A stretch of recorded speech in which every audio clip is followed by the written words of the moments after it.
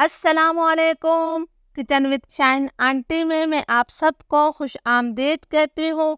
आज मैं अपने किचन में बहुत ही मज़ेदार देगी बीफ आलू गोश्त बना रही हूँ। बहुत मज़े का यह आलू गोश्त बनता है। इसके साथ एक स्पेशल खुशबूदार गरम मसाला होता है, हम वो भी बनाएंगे।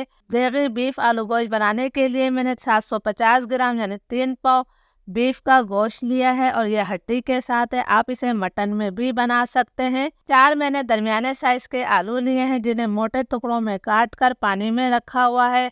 आलू गोश्त में जो है, आलू कभी भी छोटे टुकड़ों में नहीं काटे जाते। तो सबसे पहले हम एक मसाला बना लेते हैं। देगी आलू गोश्त बनाने के लिए हम एक मसाला बनाएंगे। इसके लिए मैंने 1.5 खाने का चम्मच धनिया पाउडर लिया है। धनिया पाउडर इसके अंदर ज़्यादा ही जाता है। 1 चाय का चम्मच भरकर मैं नमक शामिल कर रही हूँ। 2 चाय के चम्मच में लाल मिर्चों का पाउडर ले रही हूँ। मिर्चें आप अपने टेस्ट के मुताबिक भी ले सकते हैं। आधा चाय का चम्मच मैंने हल्दी शामिल करी है। हम देगी आलू गोश्त बना रहे हैं, तो इसको बहुत ही अच्छा सा कलर देने के लिए मैं इसके अंदर आधा चाय का चम्मच कश्मीरी लाल मिर्चों का पाउडर शामिल कर रही हूँ। इससे सिर्फ कलर अच्छा आएगा आपके आलू गोश्त में। 1/4 कप मैंने इसके अंदर पानी शामिल कर दिया है। अब तमाम मसालों को मैं अच्छी तरह से मिक्स कर लेती हूँ। मसाला हमारा तैयार है। देगी आलू गोश्त के लिए हम खुशबूदार गरम मसाला बनाएंगे। इसके लिए मैंने 2 तेजपात के पत्ते लिए हैं, 5 सब्ज इलायचियाँ ली हैं, आधा चाय का चम्मच मैंने काली मिर्चें ली हैं, 2 बादियान के फूल हैं, 1 पूरा मैंने जवतरी ली है और 1 छालिए के दाने के बराबर जायफल लिया है, 2 बड़ी इलायची हैं और 6-7 मैंने लौंगे ली हैं, 1 चाय का चम्मच सफ़ेद ज़ीरा है। इन तमाम मसालों को अब मैं ग्राइंडर जार में डाल रही हूँ। हमें इसका जो है थोड़ा मोटा सा पाउडर बनाना है, बिल्कुल फाइन पाउडर नहीं बनाना है। तो मैं इसका पाउडर बना लेती हूँ। हमारा निहायत खुशबूदार देगी गरम मसाला तैयार है। देगी आलू गोश्त बनाने के लिए मैंने आधा कप घी लिया है। देगी आलू गोश्त हमेशा घी से ही बनता है। घी गरम हो गया है, तो अब मैं इसके अंदर आलू शामिल कर रही हूँ। फ्लेम मेरा मीडियम टू हाई है। मीडियम टू हाई फ्लेम पर मैं आलू को इतनी देर तक फ्राई करूंगी कि इन पर अच्छा सा गोल्डन ब्राउन कलर आ जाए। आलूओं पर बहुत ही प्यारा गोल्डन ब्राउन कलर आ गया है, तो अब मैं तमाम आलू घी से बाहर निकाल लूंगी। ये फ्राई किए हुए आलू हमारे आलू गोश्त का जायका कई गुना बढ़ा देंगे। अब इसी घी के अंदर मैं प्याज शामिल कर रही हूँ। ये 3 दरमियाने साइज की प्याज है, जिसे मैंने बारीक स्लाइस कर लिया है। प्याज को हमने मुसलसल चलाते हुए लाइट ब्राउन कर लेना है। बहुत ज्यादा डार्क कलर प्याज को मत दीजिएगा। प्याज पर हमारे बहुत ही प्यारा गोल्डन ब्राउन कलर आ गया है, तो तमाम प्याज को मैं अच्छी तरह से दबाते हुए कि घी वापस पतीली में जाए, इसे निकाल लेती हूँ। तमाम प्याज को मैंने निकाल लिया है।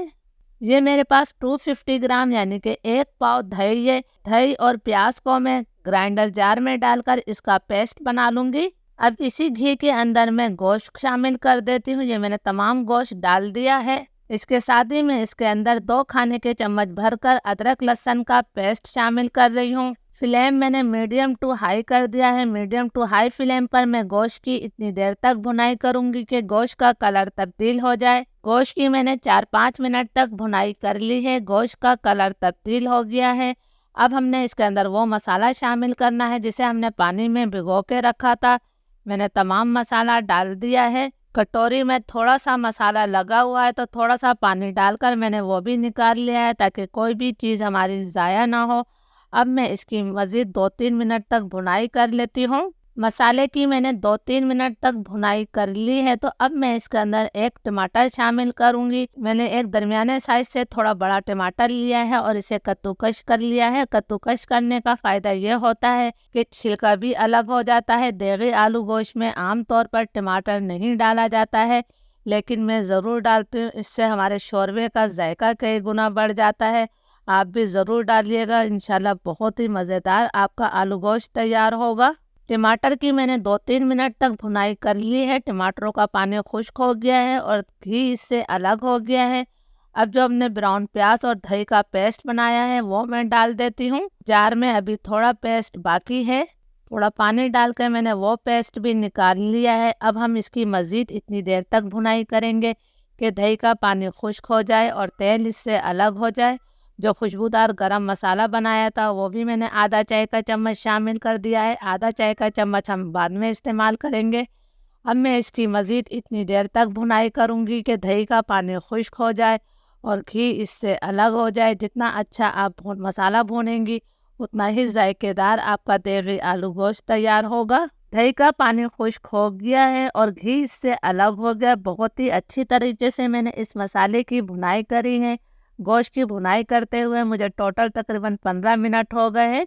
जितना अच्छा आप मसाला भूनेंगी उतना ही जायकेदार आपका आलू गोश्त तैयार होगा। अब मैं इसके अंदर तकरीबन 4 गिलास पानी शामिल कर रही हूँ। ये पानी मैंने डाल दिया है, इसको हम हल्का सा मिक्स कर लेते हैं। फ्लेम अब मैं लो टू मीडियम करूँगी। लो टू मीडियम फ्लेम पर हम इसे इतनी देर तक पकाएंगे कि गोश्त हमारा 90 से 95% तक गल जाए, यानी गोश्त में मामूली सी कसर रहनी चाहिए। गोश्त को पकते हुए तकरीबन 1 घंटा हो गया है। गोश्त मैंने चेक किया है, इसके अंदर अभी मामूली सी कसर बाकी है, यानी गोश्त हमारा मुकम्मल तौर पर गला हुआ नहीं है। अब मैं इसके अंदर जो हमने आलू फ्राई किए थे वो शामिल कर देती हूँ। ये मैंने आलू डाल दिए हैं। अगर आपको यहाँ पर ग्रेवी कम लगे तो आप इसके अंदर गर्म पानी डाल सकती हैं अपने हिसाब से। आलू को मैंने मिक्स कर दिया है। फ्लेम मेरा लो टू मीडियम ही है। लो टू मीडियम फ्लेम पर मैं इसे ढककर मज़ीद 15 मिनट तक और पकाऊंगी ताकि आलू हमारे अच्छी तरह से गल जाएं। आलू डालकर गोश्त को पकते हुए तकरीबन 15 मिनट हो गए हैं। मैंने ढक्कन हटाया है। माशाल्लाह बहुत ही प्यारी इसमें से खुशबू आ रही है।